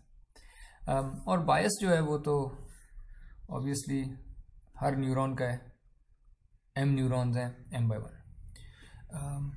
ओके, सो ये तो मुझे लगता है हमने सारे ही देख लिए हैं। W0 का साइज भी देख लिया, W11 का साइज भी देख लिया, B0 का साइज भी देख लिया, B1 का साइज भी देख लिया, और W1 का साइज भी देख लिया। पांचों के हमने साइजेस डिराइव करके देख लिए हैं, पांचों पैरामीटर्स के। और हम अब मैं इसकी ज्यादा डिटेल तो नहीं मेंशन करता, मैं ये भी देख लिया कि डेरिवेटिव जब वेक्टर मैट्रिक्स से करते हैं तो साइज अगर मैट्रिक्स k/m था तो m/k डेरिवेटिव का साइज होगा। वेक्टर का साइज k/1 था, डेरिवेटिव का साइज 1/k होगा। तीसरे केस में मैट्रिक्स का साइज m/m था, ये भी m/m ही होगा साइज, क्योंकि लेकिन ये ट्रांसपोज हुआ होगा। वो साइज m/m है, लेकिन ये वेक्टर प्लेस ऐसे ही होंगे डेरिवेटिव्स जिस तरह पहले केस में हुए थे ट्रांसपोज वाले तरीके से। और W0 का साइज क्या था अभी हमने देखा है m/d। तो W0 के हिसाब से जो डेरिवेटिव होगा वो d/m का होगा। B0 का साइज m/1 है, B0 के हिसाब से डेरिवेटिव 1/m होगा। ठीक है जी, कोई कंफ्यूजन? सर W11 का साइज हमने देखा है, ये m/m है, तो सर कंफ्यूजन ये है कि ये हमारे पूरे नेटवर्क के अंदर से W11 का साइज एक ही होगा या हर लेयर के ऊपर इसका साइज जो है वो m/m होगा। ये थोड़ा W11 एक मैट्रिक्स है। आपकी जो टोटल लेयर्स है ना, वो एक है जो इनपुट से हिडन पे मैप करती है, ये पहली लेयर है। फिर एक है जो हिडन से आउटपुट पे मैप करती है, ये दूसरी लेयर है। एक और है जो हिडन से हिडन पे मैप करती है, ये टाइम में है लेयर। टोटल 3 है आपके पास। या मैं आपका सवाल नहीं समझा शायद। तो मेरा सवाल ये है कि हमने W11 देखा कि इसका जो साइज है ये m/m है जी।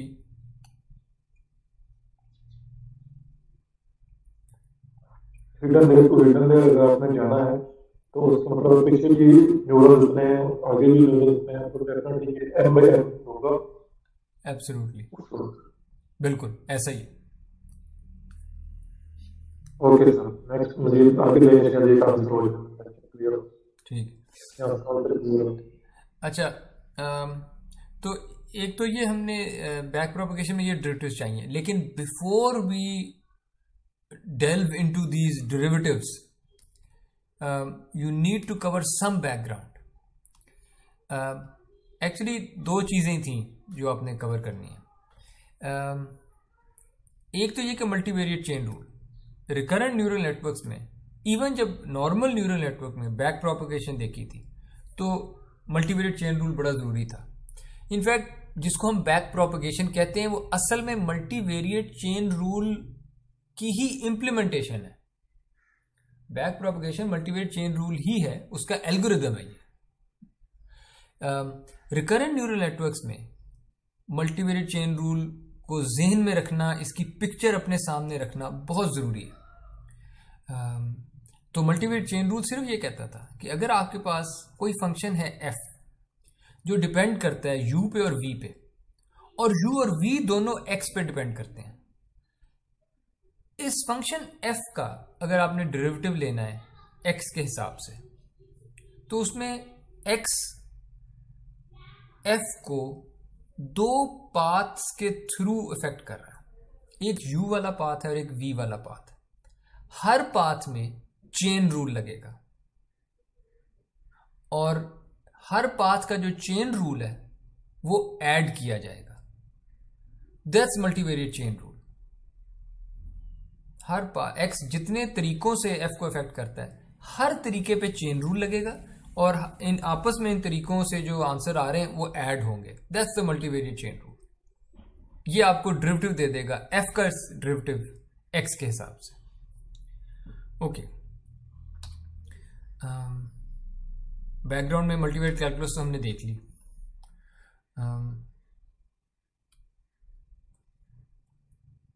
और अगली चीज जो है वो, इनफैक्ट अभी भी हम उन डेरिवेटिव्स पे नहीं जाते, हमने एक छोटा सा डिटोर हमें लेना होगा। और वो डिटोर इस पे है कि अगर हम रिकरेंट नेटवर्क्स या उनके लॉस फंक्शन को थोड़ी देर भूल जाएं, और अगर हम कहें कि मेरे पास एक स्केलर लॉस फंक्शन है L, और वो स्केलर लॉस फंक्शन किसी वेक्टर आउटपुट पे डिपेंड करता है, y एक वेक्टर है, और वो वेक्टर निकला कैसे है, वो w इंटू x इस तरह निकला है, लीनियर ट्रांसफॉर्मेशन है x की। और जो मुझे डेरिवेटिव चाहिए वो है लॉस फंक्शन का डेरिवेटिव, L का derivative with respect to this w, ये जो ट्रांसफॉर्मेशन का मैट्रिक्स था। ठीक है, और लेट्स से कि w का मेरा साइज k/m है, यानी मेरा जो x था वो m/1 था, मेरा w k/m था, और मेरा y k/1 होगा, और मेरा लॉस ये 1/1 है, स्केलर वैल्यू है। ठीक है, अगर आप ये डेरिवेटिव निकालना चाहें तो सबसे पहले तो स्ट्रेट फॉरवर्ड है, चेन रूल लगेगा। मुझे लॉस का डेरिवेटिव चाहिए with respect to W. Well, W किस तरह से इफेक्ट करता है लॉस को? अगर मैं वो डायग्राम बनाऊं, इन्फ्लुएंस डायग्राम, तो इन्फ्लुएंस डायग्राम तो कहती है कि डब्ल्यू की बेस पे वाई निकला था और वाई की बेस पे लॉस निकला था, तो ये तो चेन रूल आएगा ना। यानी derivative of loss with respect to W should be equal to derivative of loss with respect to Y first multiplied by derivative of Y with respect to W. Straightforward chain rule लगाया, multivariate भी नहीं, सिर्फ सादा chain rule लगाया। अच्छा, अब यहां पे जरा साइजेस देख लेते हैं। लॉस फंक्शन का जो स्केलर था, स्केलर का derivative with respect to W, W का साइज क्या था? कोई मुझे बता सकता है डब्ल्यू का साइज क्या था?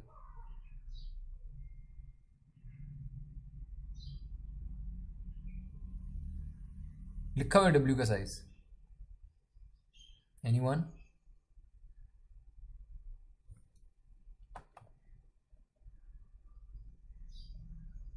एनीवन, डब्ल्यू का साइज क्या है?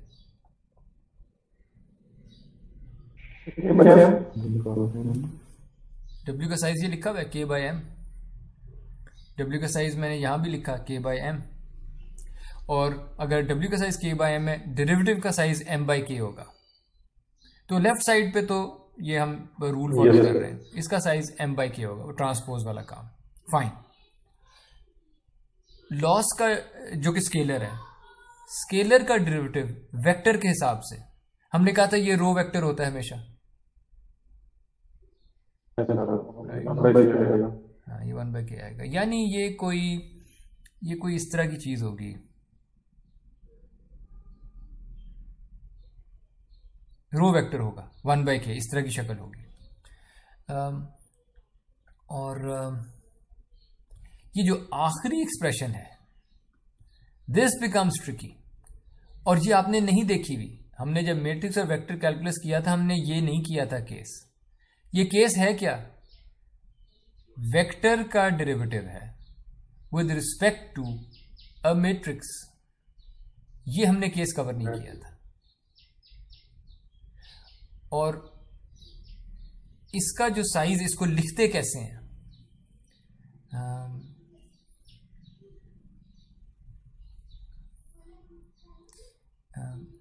ये इस तरह से लिखा जाएगा कि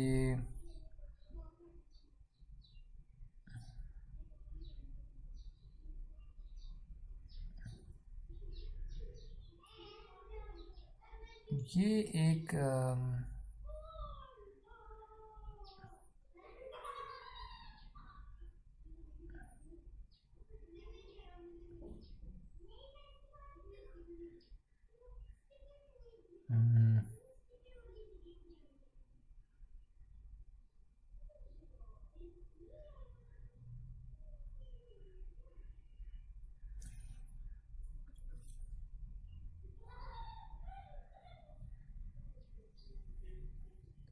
लेट मी एक्सप्लेन मैंने यहां पे क्या किया है। ये डेरिवेटिव ऐसे आएगा,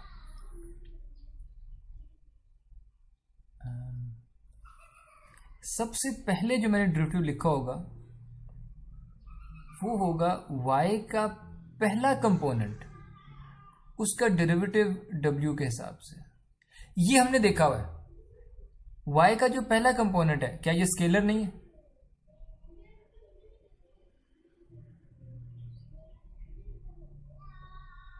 यस सर, स्केलर का डेरिवेटिव मैट्रिक्स के हिसाब से, ये तो हमने अभी, ये तो यहां भी हमने यही कहा था, ये तो हमने देखा हुआ है कैसे लिखते हैं। एम बाई के आ जाएगा, बिल्कुल ठीक है, ये एम बाई के आ जाएगा। तो इसको बल्कि हम लिख देते हैं एम बाई के, कि इसमें एम रोज होंगी और के इसमें कॉलम्स होंगे। ये जो सेकंड पीछे मैंने स्लाइस बनाई हुई है, सेकंड चैनल कह दें, ये मैंने इसको साइड पे लिख देता हूं। ये चीज है y के सेकंड कंपोनेंट का डेरिवेटिव w के हिसाब से, ये फिर m बाई के आ जाएगा। y के कंपोनेंट्स हैं कितने, y का साइज क्या है?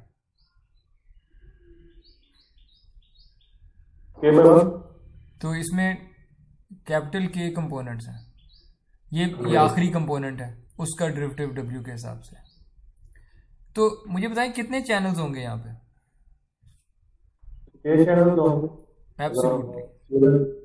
एब्सोल्युटली डेप्थ में ये कैपिटल के चैनल्स होंगे, ठीक है। अब सिचुएशन ये है कि ये जो वॉल्यूम बना है ना, इस वॉल्यूम का साइज है k बाय m बाई के। नोटिस कि मैंने ये जो डेप्थ वाला k है ये पहले लिखा है, यानी, और इसको टेंजर कहते हैं। ये जो मल्टी डिमेंशनल जो एरेज होते हैं ना, उनका एक नाम टेंजर भी होता है। तो ये टेंजर है ऑर्डर 3 का, क्योंकि इसकी 3 डिमेंशंस हैं, और उनमें ये जो डेप्थ है, this depth is the first dimension, ये डिमेंशन 1 है। और ये जो m नीचे जा रहा है रोज, ये डिमेंशन 2 है, और ये जो k साइडवेज जा रहा है ये डिमेंशन 3 है,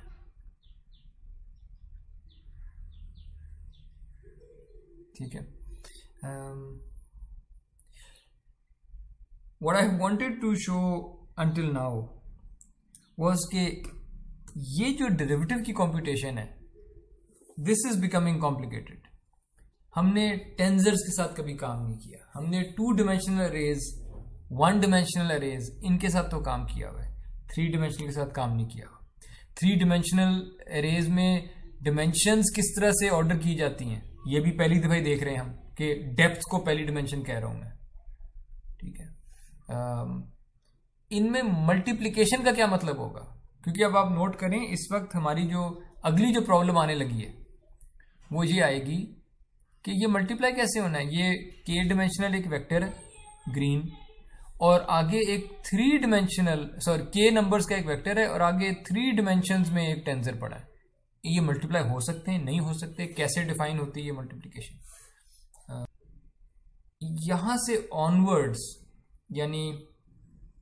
यानी वो क्या मैजिक होगा अब कि ये वाला k नंबर्स का एरे मल्टीप्लाई होगा इस 3 डिमेंशनल टेंजर के साथ, और मेरे पास फाइनल आंसर जो है वो फिर से एक मैट्रिक्स ही आएगा m बाई के का। इसको अगली दफा देखेंगे, और अगली दफा इसको, इस चीज को पूरा डिटेल में अगली दफा देखेंगे इंशाल्लाह।